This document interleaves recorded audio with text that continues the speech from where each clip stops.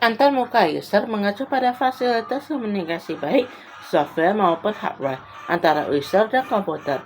Antarmuka user adalah bagian dari bidang yang disebut interaksi manusia dan komputer yang mempelajari manusia, teknologi komputer, dan cara mempelajari hubungan ini. Antarmuka membahas respon atau tanggapan dan melibatkan pertukaran grafik akustik dan tanda-tanda lainnya. Antarmuka user bisa digambarkan sebagai suatu permukaan di mana data diumpan baik di antara user dan komputer. Aspek fisiknya adalah peralatan input, mouse, trackball, penlight, mikrofon, keyboard, dan lain-lain.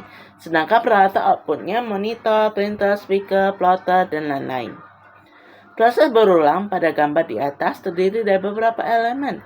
Yang pertama, access language. Berbagai bentuk dari memilih suatu item dari menu, menjawab pertanyaan, memindahkan window, atau menghentikan suatu perintah.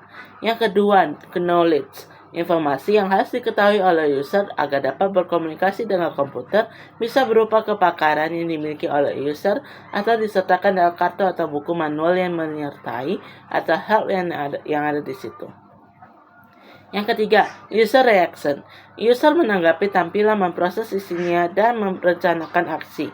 Yang keempat, presentation language. Informasi yang ditampilkan ke user melalui berbagai peralatan output, misalnya menu, window, atau teks. Bisa bersifat statis, dapat juga dinamis. Demikian juga dapat berupa numerik, bisa juga simbolik. Yang kelima, komputer menerjemahkan aksi user atau input, mengeksekusi teks, misalnya komputer, dan menghasilkan tampilan yang umum merupakan presentation language atau output. Yang keenam, dialog, serangkaian pertukaran atau interaksi yang teramati di antara manusia dan komputer.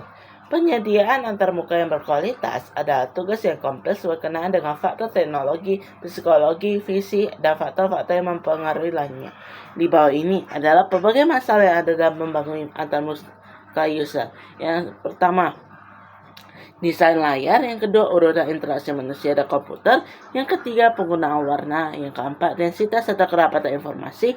Yang kelima, penggunaan icon dan simbol. Yang keenam, format tampilan informasi. Yang ketujuh, pemilihan peralatan input dan output.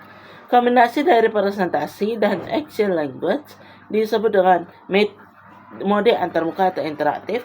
Mode antarmuka ini digunakan dalam komunikasi interaktif antara user dan komputer, juga menentukan bagaimana suatu informasi dimasukkan dan ditampilkan, menentukan seberapa mudah mempelajari dan menggunakan sistem.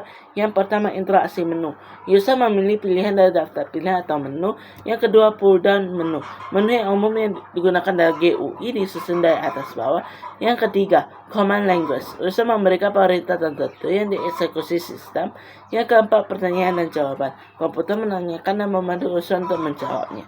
Yang kelima, interaksi form. Komputer menyediakan bentuk input tertentu yang memudahkan user. Yang keenam, natural language. Menggunakan bahasa alami manusia, misalnya bahasa Inggris melalui keyboard atau mengetikkan, mikrofon dengan inputan suara, sensor mata, dan sebagainya.